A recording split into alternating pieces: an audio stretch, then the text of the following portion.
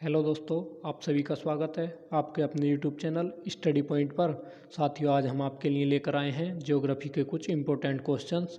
साथियों, यदि आप हमारे चैनल पर नए हैं तो चैनल को सब्सक्राइब करें और पास में लगे बेल आइकन को प्रेस कर दें ताकि आने वाली वीडियो के सभी नोटिफिकेशन सबसे पहले आपको मिल जाएं। तो साथियों, चलते हैं अपने आज के प्रश्नों की ओर। हमारा आज का प्रश्न है, ज्योग्राफी शब्द किसने निर्मित किया था। तो साथियों, यहाँ पर हमारा ऑप्शन बी एराटोस्थेनीज सही उत्तर हो जाएगा। अब चलते हैं साथियों अपने अगले प्रश्न की ओर। हमारा अगला प्रश्न है, भूगोल के पिता किसे कहा जाता है। तो साथियों, यहाँ पर ऑप्शन डी हिकेटियस को भूगोल के पिता कहा जाता है। यहाँ पर हमारा ऑप्शन डी सही उत्तर हो जाएगा। अब चलते हैं साथियों अपने अगले प्रश्न की ओर। हमारा अगला प्रश्न है, आधुनिक भूगोल के पिता किसे कहा जाता है। तो आधुनिक भूगोल के पिता अलेक्जेंडर वान हमबोल्ट को कहा जाता है।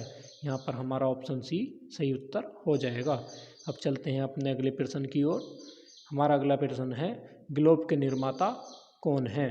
तो साथियों, यहाँ पर ऑप्शन ए बेहम मार्टिन को ग्लोब के निर्माता कहा गया है।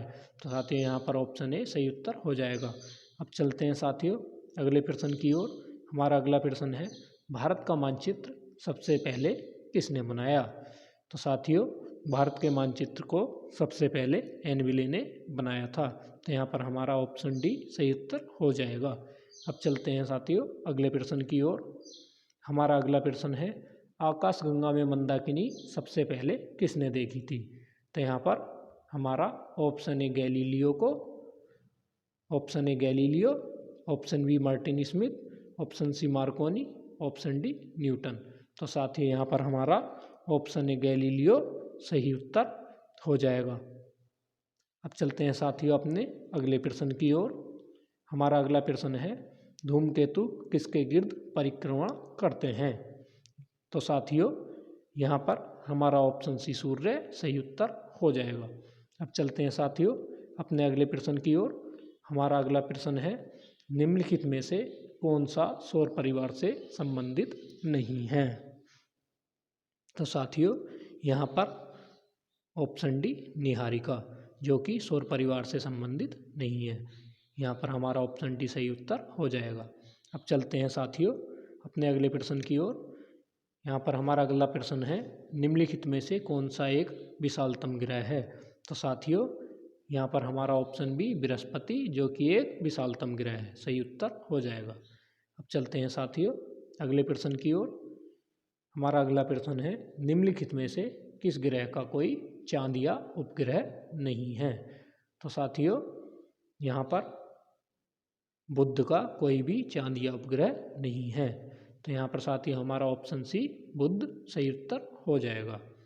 चलते हैं साथियों अगले प्रश्न की ओर।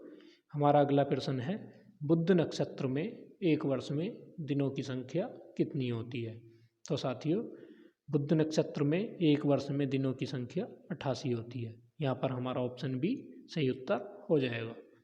अब चलते हैं अपने अगले प्रश्न की ओर। हमारा अगला प्रश्न है, सूर्य के सबसे निकट का ग्रह कौन सा है। तो साथियों, सूर्य के सबसे निकट का ग्रह है बुध। तो साथियों, यहाँ पर ऑप्शन बी सही उत्तर हो जाएगा। अब चलते हैं अपने अगले प्रश्न की ओर। हमारा अगला प्रश्न है, किस दिन पृथ्वी सूर्य के सबसे निकट होती है। तो यहाँ पर ऑप्शन बी 3 जनवरी को पृथ्वी सूर्य के सबसे निकट होती है, जिसे कि हम उपसौर के नाम से जानते हैं। तो यहाँ पर हमारा ऑप्शन बी सही उत्तर हो जाएगा। अब चलते हैं अपने अगले प्रश्न की ओर। हमारा अगला प्रश्न है, सूर्य का पृष्ठीय तापमान कितना आंका गया है। तो साथियों, सूर्य का पृष्ठीय तापमान 6000 डिग्री सेल्सियस होता है। तो यहाँ पर हमारा ऑप्शन ए सही उत्तर हो जाएगा।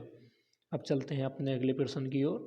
हमारा अगला प्रश्न है, ग्रहण के दौरान पड़ने वाली छाया का सबसे काला भाग क्या कहलाता है। तो साथियों, ग्रहण के दौरान पड़ने वाली छाया का काला भाग हमारा प्रच्छाया कहलाता है। तो साथियों, यहाँ पर हमारा ऑप्शन बी सही उत्तर हो जाएगा। अब चलते हैं साथियों अगले प्रश्न की ओर। हमारा अगला प्रश्न है, सुपरनोवा क्या है। तो साथियों, सुपरनोवा एक विस्फोटित तारा होता है। यहाँ पर हमारा ऑप्शन सी सही उत्तर हो जाएगा।